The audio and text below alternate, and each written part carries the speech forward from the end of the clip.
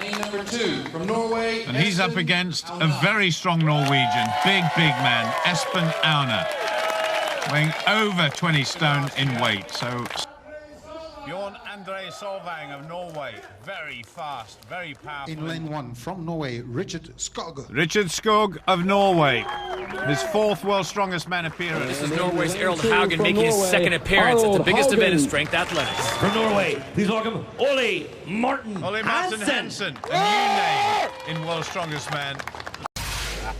Ladies and gentlemen, Richard Skog. Richard Skog there in 5th place.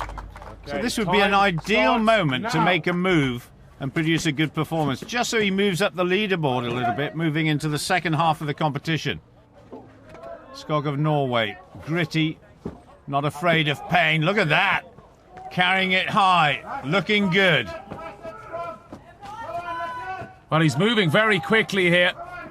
Richard, as we said, a former soldier. He's used to carrying heavy backpacks, though nothing quite as heavy and hard as this. But he's a tough character, Skog.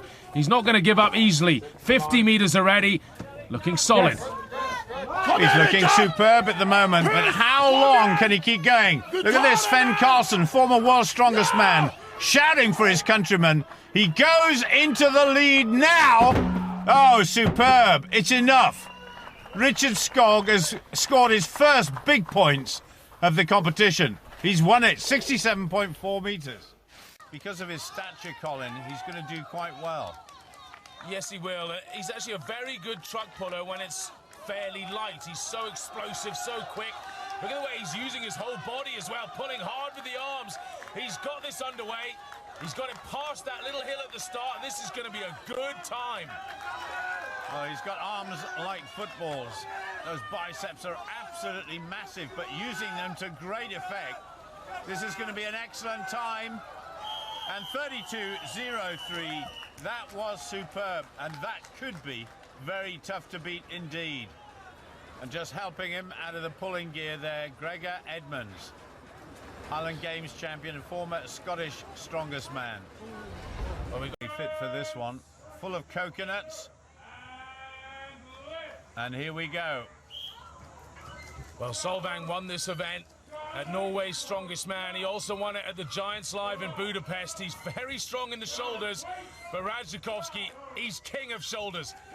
He holds world records in Viking press at just about every weight. So this is a real battle between two superstars of shoulder strength. Well, this is by far and away the best shoulder strength I've seen in World's Strongest Man this year. And this is a real battle between two men who are really on top of their game. Solvang goes to 13. Radzikowski looks... Solvang liked that one, 13 reps. An excellent performance from him. His best so far. The gym has done it sometime in their lives, so I'm sure a lot of people watching will appreciate just how hard this is. Good lift, though. Just a little pause there to make sure both sides are down on the barrier.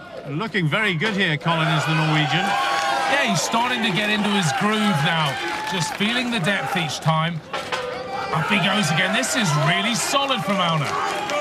The Scandinavians, of course, are renowned as very good powerlifters, and this is one of the exercises they will train at day after day, and that's 5 reps. Espen Aune is beginning to come alive. So for Arild Haugen and Lord Chalet, the scenarios are simple. Win the Atlas Stones and you are into the final. Or win this heat and beat the time put up by Brian Shaw of 24.81 and you're in. Bottom line, Kaz, destiny in your own hands here, and that's exactly what these guys like. Ready? This is what they trained for. This is why they came to the show. They want to make the final. They want to be the world's strongest man. They really have to put it out right here. Arild Haugen already under that 3rd stone, 265. He is flying through here, Kaz. That's a 310-pound stone. He is manhandled. This one's 400 pounds, and he has done it. Arild Haugen crushes the competition. 16 seconds, all 5 stones.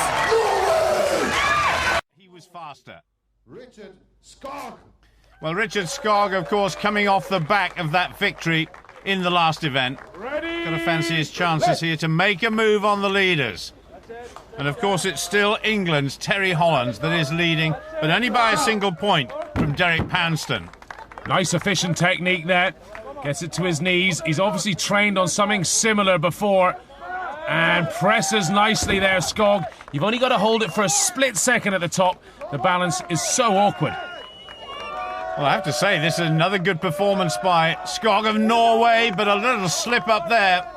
And that could cost him 286 pounds, 130 kilos. But here's the news flash. That last lift was not given to him. He didn't lock his arms out. And that is a real blow to Richard. Must have thought he was on track here for a good performance. Gets it at the second time of asking. Now, come on. He wants a bit of support here. Colin, this would be a world record if he gets it. Can he do it? Well, one of the things about this is it's so wide, but Richard is so wide himself, so he's got the frame to do this. Wasting energy on 130 won't have helped, though. Oh, wow. 330 pounds, this one. Derek Poundstone, the world record holder at 145. And Richard could not get it, but what a gutsy performance. But that second attempt on the third stone did cost him 3 blocks, but the time poor, 45.29. Rack out, score! Good score! Score! Good score! Boy, he makes 620 look easy, Kaz. I think that he's in a mindset where he's got an empty carriage behind him. Score! It's not even a strain. Score! This is a big one, 750. Perfect form.